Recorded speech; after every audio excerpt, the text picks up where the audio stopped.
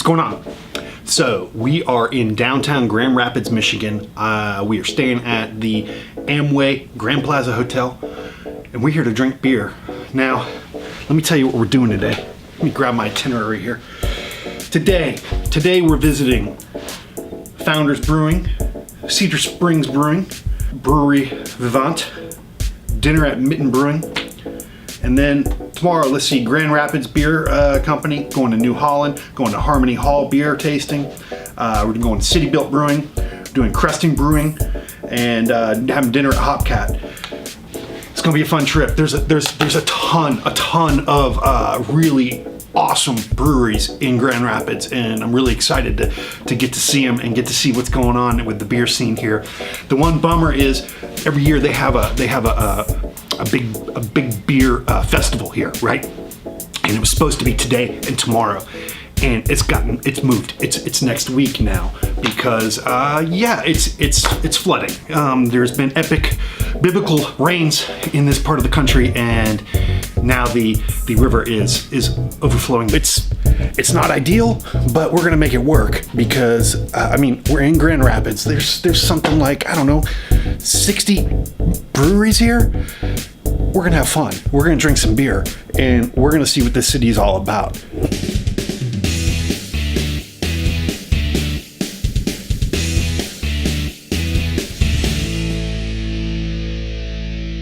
We are headed to Founders Brewery, and this will be the first stop of many.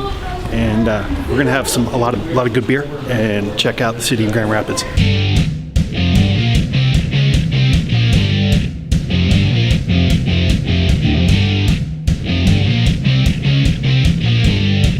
All right, so we're here at Founders.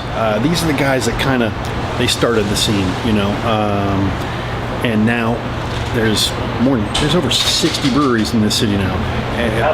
But here, this is where it began, and the beer, phenomenal. We're about to have lunch. I've heard the food is fantastic as well, and actually I've heard that about all the breweries, because really what's happened here is there's so many of them now in the city. If you're not making great food and great beer, you're not in business anymore.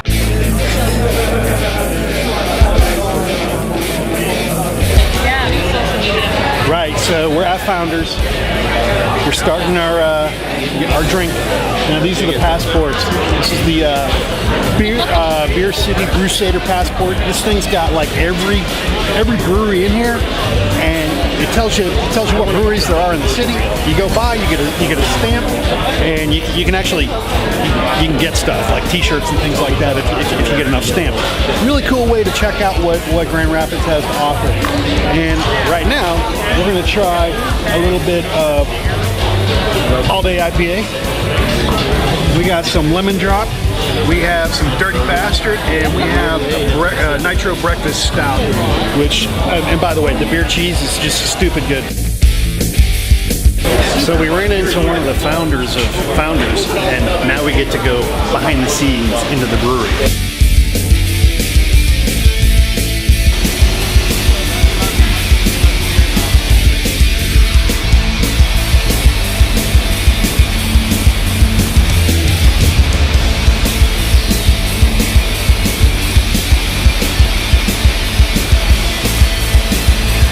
I think we did around about 470,000 barrels, and we're projecting about 630,000 for next year. So the industry is slowing down, but we're still growing at around 30% rate. The beer that you guys tried today, Solid Gold, we think could be a complete game changer for the industry. You see the plastic back there. Right now we've got 3 1,200 barrel tanks that are in process of being commissioned, and we have, I believe, 6 additional 1,200 barrel tanks that are coming in the next 4 or 5 months.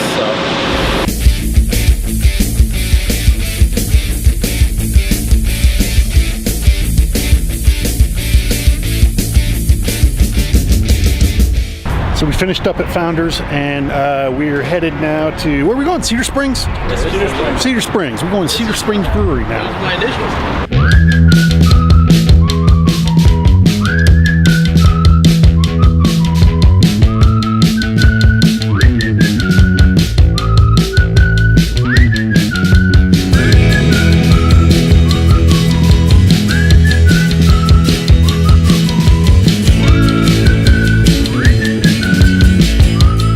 this is really a Gasthof menu that you would see typically in a roadhouse in that region of Bavaria. And obviously some of these dishes will move around, but Germany was very stratified. It wasn't unified until 1871. So a lot of dishes you'll see in different regions, and they'll be different.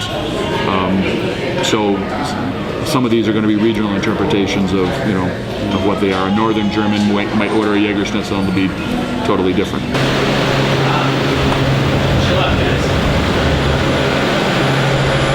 This is where the magic happens. So brew house, 15-barrel brew house. We actually, I think I got bids from 35 different manufacturers, and we ended up having a local company here in West Michigan rolled the steel for us, and then the company Psycho Brew made homebrew equipment, and they assembled the whole thing for us. This is the first commercial system that they ever did.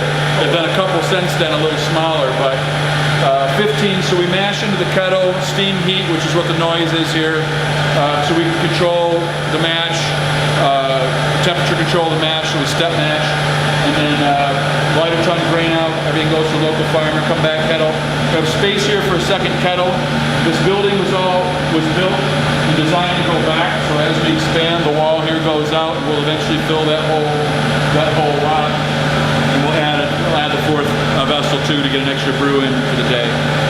And then, as I mentioned to you guys earlier, in that room upstairs is the open fermentation. Those are open kettles, open to the air, and we do all our primary for our Weiss beers in that. 7 fermenters up top and the 2 down here. So it's a big ass homebrew system is really all it is.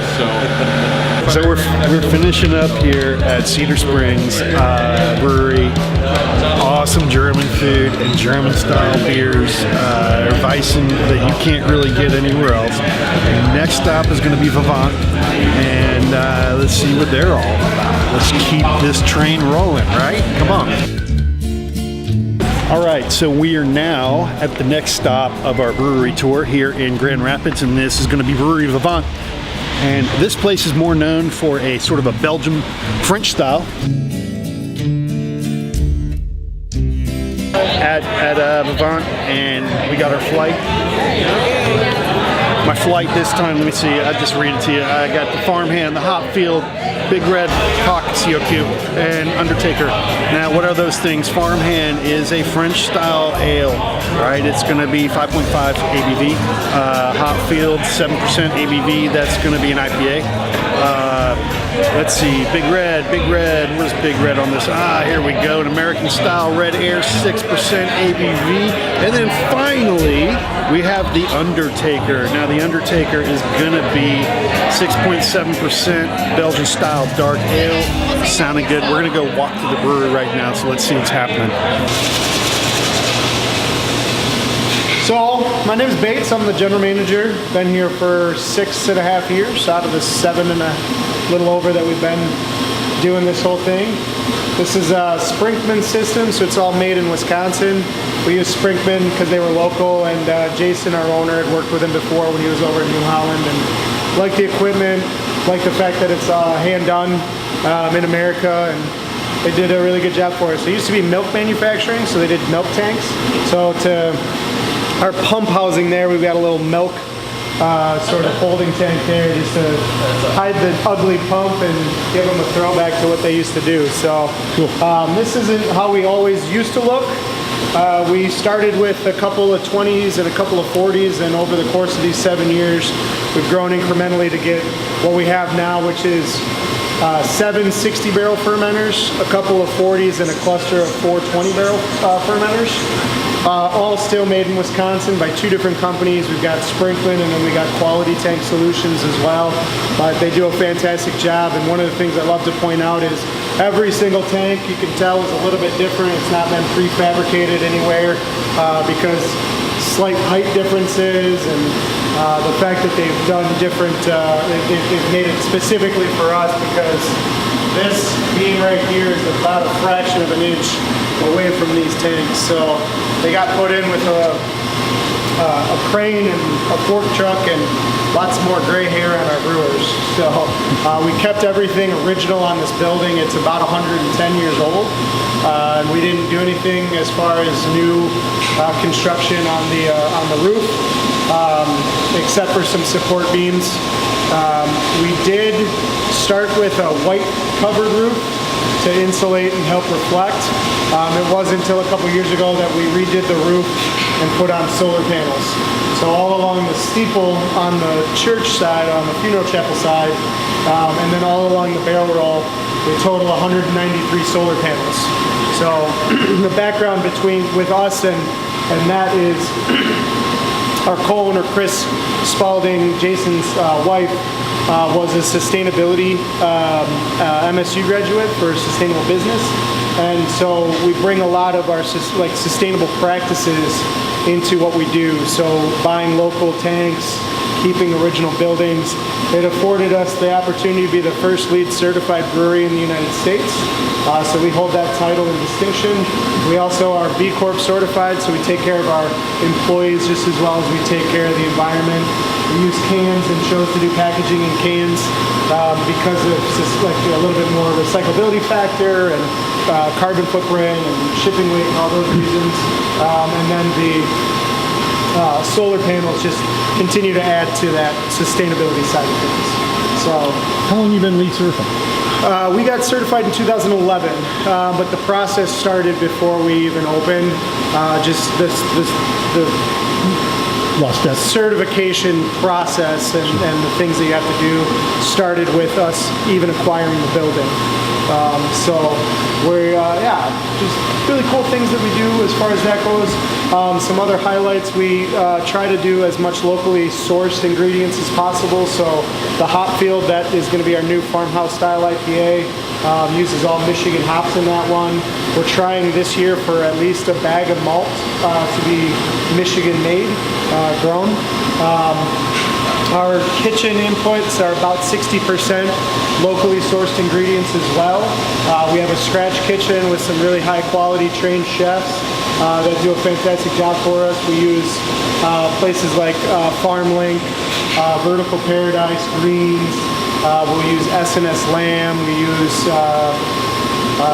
Jake's Country Meats, and one of the biggest ones is Wernet Beef, which provides us with all of our steaks and ground beef and bone marrow and everything like that. So they're out of Remus, and we've bought an allotment of cows and we get them butchered to order, which is pretty neat. So we try to do some whole animal butchering and a big charcuterie program and some other cool and unique things that we're doing as far as elevating the kitchens in a brewery as well, not just elevating the beer and the craft side of things. So 1% of all of our net sales go to local charities and organizations, and we shoot for over 300 volunteer hours between all of our staff in and around local charities, nonprofits, and other organizations here in Grand Rapids. So sort of a people, planet, and also then, whatever profit we can come up with after all those things. But a lot of good that we do for the local community as well as for the environment and our people too. So.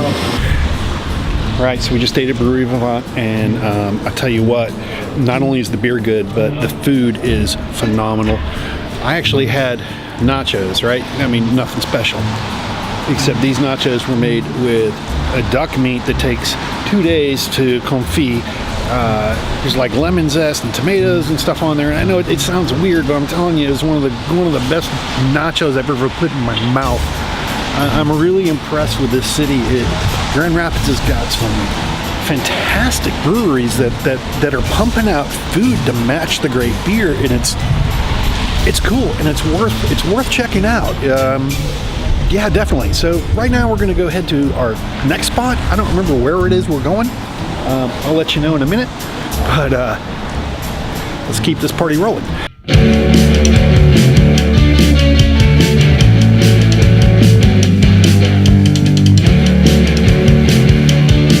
We're at Built Brewing. This is the last stop for today. Tomorrow starts at 10 o'clock in the morning. But hey, we're gonna go have some pizza and some beer because that's what they're known for here. And yeah. would you? All right, so this is the flight of pizza, right? Flight of pizza, because that's a thing here. We got like 3 of them. Here's another one coming Round 2. Here we go. Alrighty. I've ordered my flight. Here's what I got. We got Mitten Pale Ale, 5.3%. Got League of Their Own. League of Their Own is going to be a blonde. All right, it's 5.5. Right, what's next? Let's see. I got to look at my little piece of paper, right? Mango Gold. Mango Gold is one of their specials tonight, I think. And yeah, so it's 4.5%. It's a wheat ale with our fresh mango. Right there. After that, we have Winter Bock. I have about everything. Which is, bear with me here while I look. Their list is like, there's a lot of stuff on here, and I had to pick. So, well, it's a Bock and it's winter. You got it. Oh, there we go, 6.5%. After that, we have Mitten Stout, 7%, full-bodied American Stout, and finally we have Doc's No DIPA, double IPA, with honey and Passaic hop.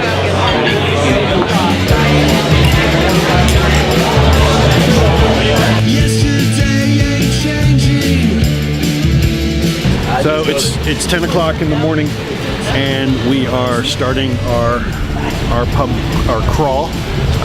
First stop is going to be at the Grand Rapids Brewing Company. But tomorrow's waiting. I haven't thought of you in so long, and I'd like to keep it that way. So this is the flight. We've got in here, we've got John Ball Brown, we've got Rosalind Bliss, Infinite Flux, Rainbow Universe, Charles Bradley, and Princess Unicorn. Rainbow Universe, that one sounds kind of interesting. That's a, oh man, it's raspberries, blueberries, lemon zest. It's designed for the person that says they don't like beer, only like maybe wine, Moscato, stuff like that. You want to introduce them to beer. That's the one right there. So Grand Rapids Brewing, this place is old. It's been here a long time, pre-prohibition, but it's been through different iterations. It's opened and closed multiple times. I think they're on the 3rd version of it right now, or something like that. Pretty cool place, neat spot.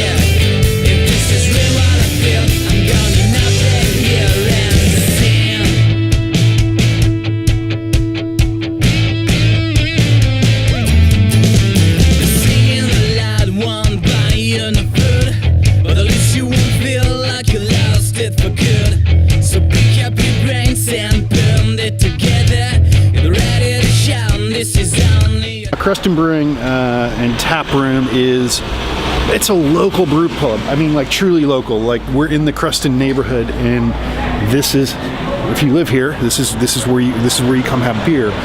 And it used to be a furniture store. It still looks like that.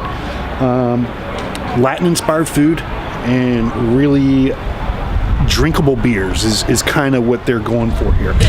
You pick up the brands and blend it together. Get ready to shine. This is only a teaser. This is the soundtrack of the summer.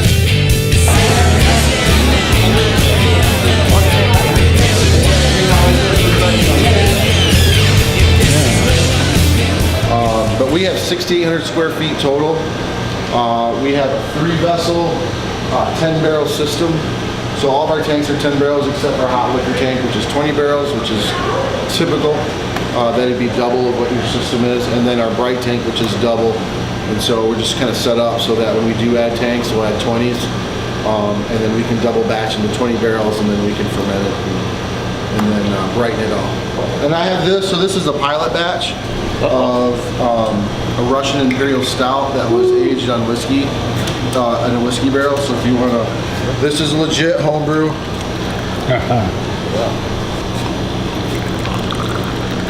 So it's pretty hot, but as that opens up, actually it'll mellow out, and we start to pick up on some dark fruit in there, and some other things. So, but there's no adjuncts in that beer at all, except for just being in a whiskey barrel. So it tastes great. So Yeah, it's amazing. So I just did it again, but I added 13% oats just to see what we can get out of that. But it's going to be, that beer is a 12.5% beer. This last one I piloted was about 13.5. We'll shoot for 14. And so, because my hope is to put it in some maple bourbon barrels.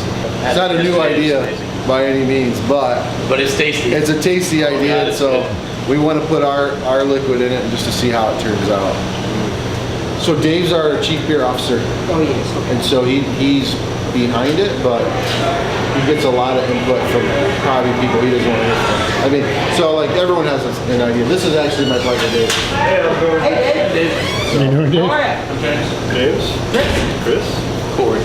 You're the chief beer officer. Thank you.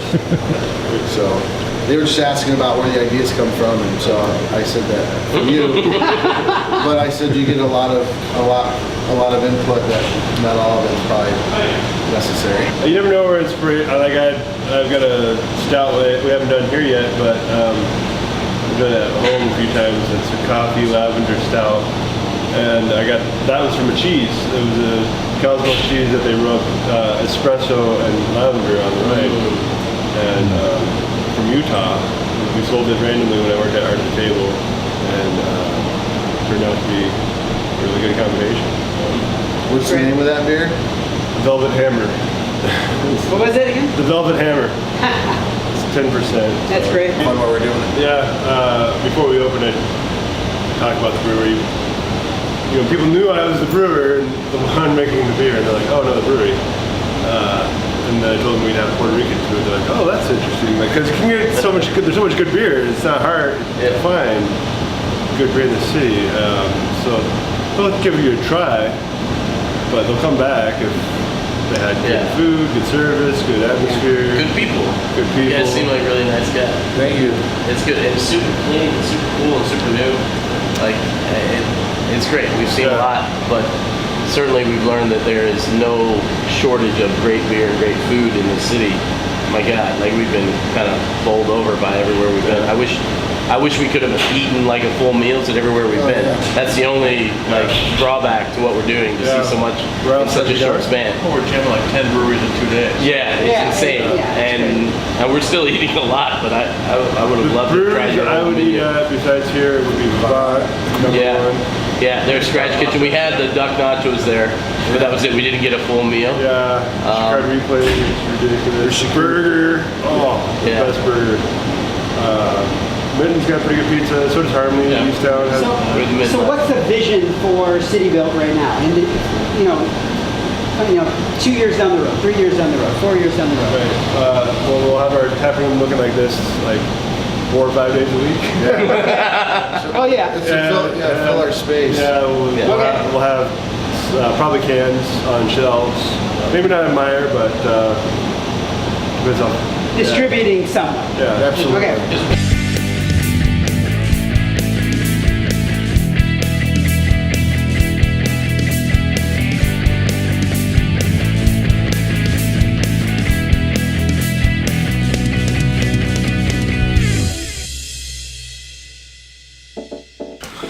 All right, so it's time to go home. It's the morning after our last brew pub crawl, and what can I tell you, man? Grand Rapids. I've been really impressed with the city. Last night I was struck as we were walking around the downtown area by just how many people were out and about and just going from brewery to brewery, and just the culture and it's like it's a walking city. And I didn't know that, because this isn't a big city. This isn't like, we're in New York or something. It's much smaller town, and to see that scene here, that's really pretty cool. The breweries themselves, they're top notch. These people really care about what they're doing, and I would recommend coming here. I really would. It's a really fun time. The Amway Hotel is freaking fantastic. It's beautiful, and this was a city that I started this trip and I didn't really know what I was getting myself into. I didn't really know a whole lot about Grand Rapids. Had never been before, but it's a city that in just a couple days has really grown on me, and it's a place that I think I want to visit again in the future. So that's all I have for today. If you like this, hit the like button below, maybe give a subscription, and we'll see you next time. All right, cheers.